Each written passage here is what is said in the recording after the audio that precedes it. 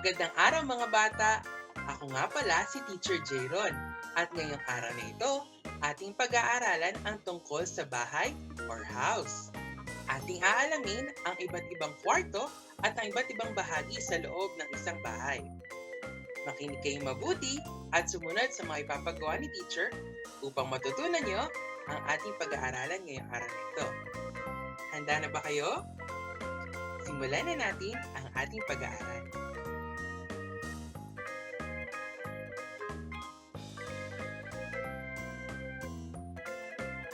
Ating alamin ngayon ang kahulugan ng house o bahay. Ang house o bahay ay isang lugar na itayo upang maging tirahan ng isang pamilya. Ang bahay ay binubuo ng iba't ibang bahagi at mayroon din itong iba't ibang kwarto sa loob. Una nating tuklasin ang iba't ibang bahagi ng bahay o ang parts of the house.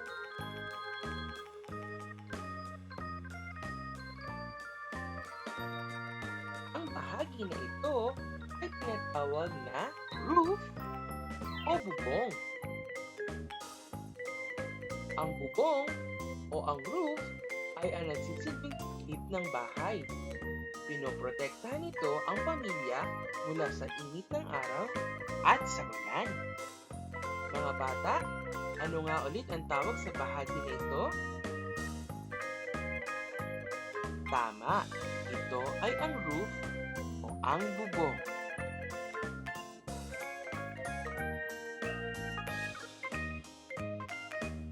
Itong bahagi naman ng bahay na ito ay tinatawag na wall o pader. Ang wall o ang pader ay nagsisilbing hati sa iba't ibang kwarto sa loob ng bahay. Ito din ang nagsisilbing bakod ng bahay upang maging ligtas ang pamilya na nasa loob nito. Ano nga ulit ang tawag dito mga bata? Tama, ito ay ang wall o ang pader.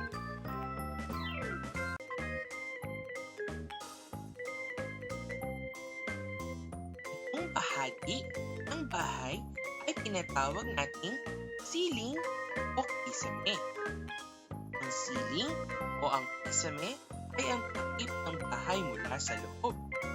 Dito madalas nilalagay ang ilaw ng bahay.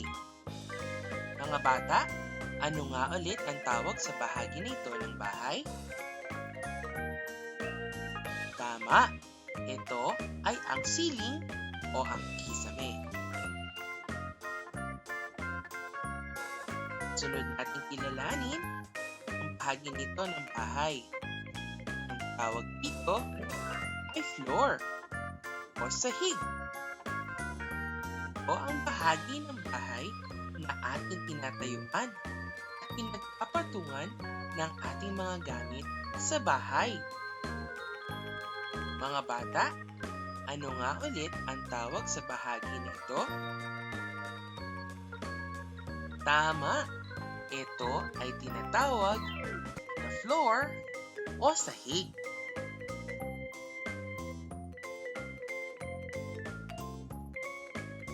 Ang bahagi naman ng bahay nito ay tinatawag na window o bintana.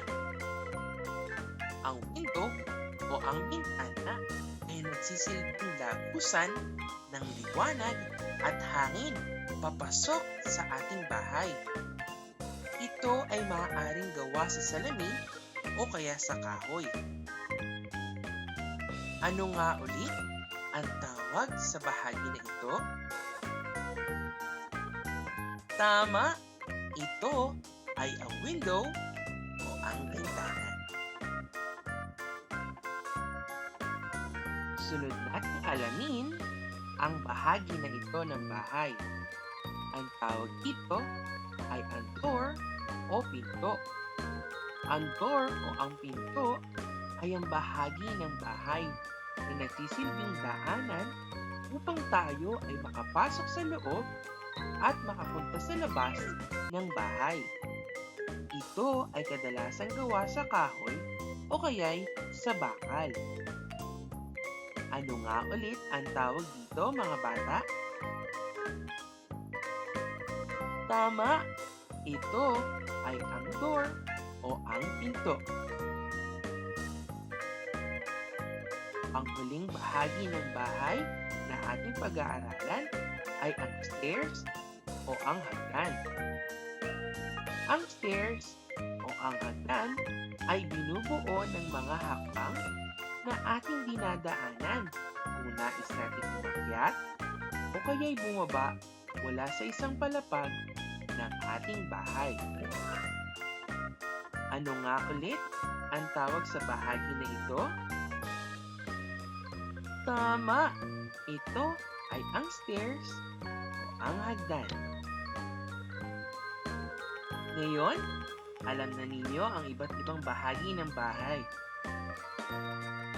Atin namang tuklasin ngayon ang iba't ibang kwarto sa loob ng bahay or rooms in a house.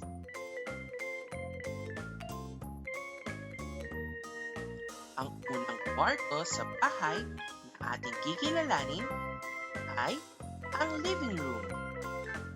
Dito sa living room, sasama-sama o nagtitipon-tipon ang pamilya upang magkwentuhan, magpahinga, at manood ng telebisyon.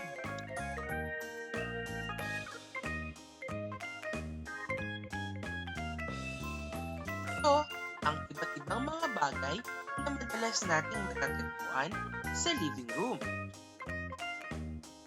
Sofa, television, electric fan, at ang mat. Sumunod na kwarto dito sa bahay na ating kilalanin ay ang dining room. Dito sa dining room, isasama-sama o nagtitipon-tipon ng pamilya upang kumain ng almusal, tanghalian, at hapunan.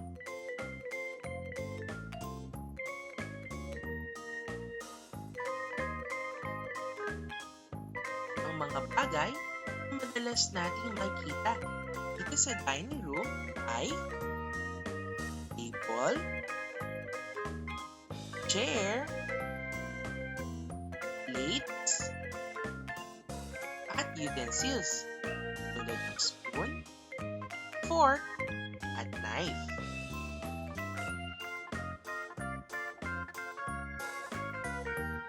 Ang ikatlong kwarto na ating pag-aaralan ay tinatawag na kitchen o kusina. Ito sa kitchen o kusina, nagluluto si nanay at tatay ng ating ulam na kakainin. Dito din natin itinatago ang mga pagkain na ating ipinamili.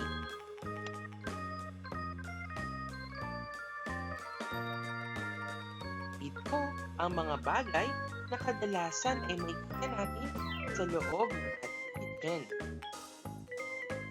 Ang refrigerator, kettle, frying pan, at ang stove.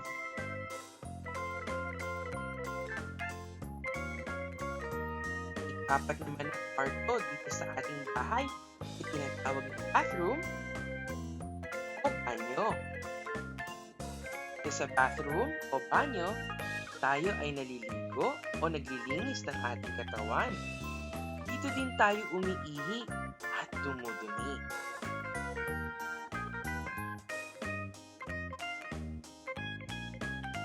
Ito naman ang iba't ibang mga bagay na madalas nakikita natin sa ating bathroom o sa ating banyo. Ang toilet bowl,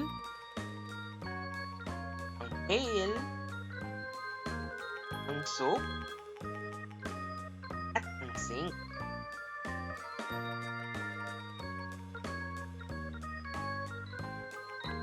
Ang panghuling kwarto na ating pag-aaralan ay tinatawag na bedroom o silid-tulugan.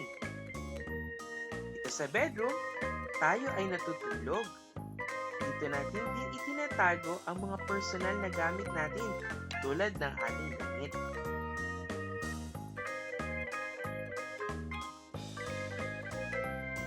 O ang iba't ibang mga bagay na madalas na makikita natin sa ating bedroom o sa ating situlugan.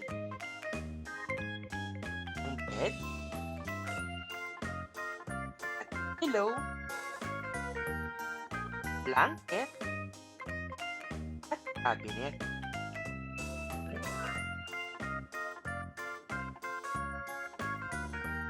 Dahil natapos na tayo sa pagkilala sa iba't ibang kwarto sa loob ng bahay, tayo ngayon ay magkakaroon ng review.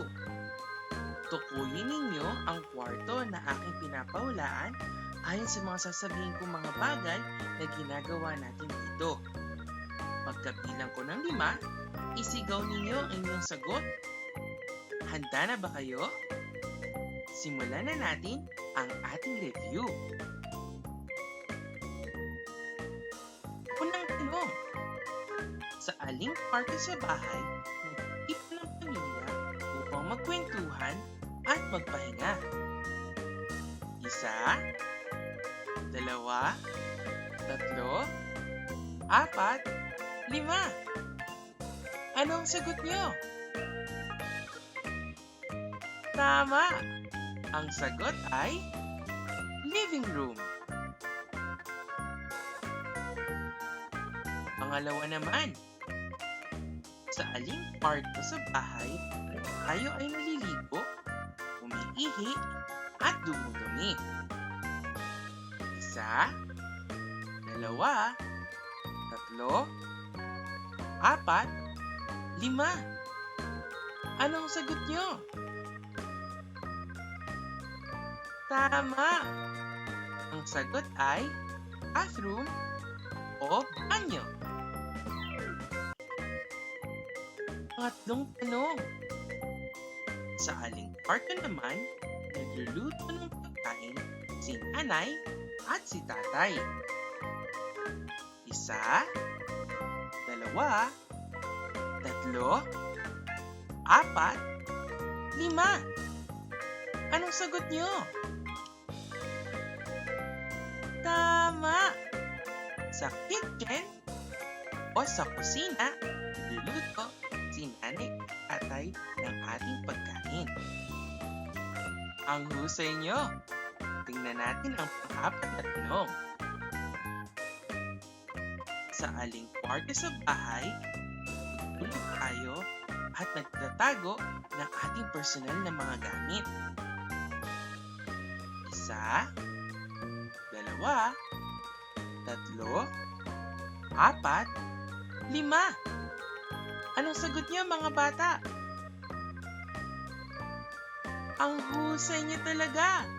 Ang tamang sagot ay bedroom, silid tulugan. Ngayon, ang ating huling tanong. Sa aling kwarto naman sa bahay, nagsasama-sama tayo ang kumain ng almusal, tanghalian, at hapunan? 1, 2, 3, 4, 5. Anong sagot niyo? Wow! Very good! Dining room ang sagot sa ating tanong. Mahusay mga bata! Dahil ang galing niyong makinig, nasagutan niyo lahat ng mga tanong ni teacher. Sana ay naging masaya kayo. Marami kayong natutunan sa ating pag-aaral ngayong araw na ito. Hanggang sa muli mga bata, magkita-kita tayo sa susunod nating pag-aaral. Bye-bye!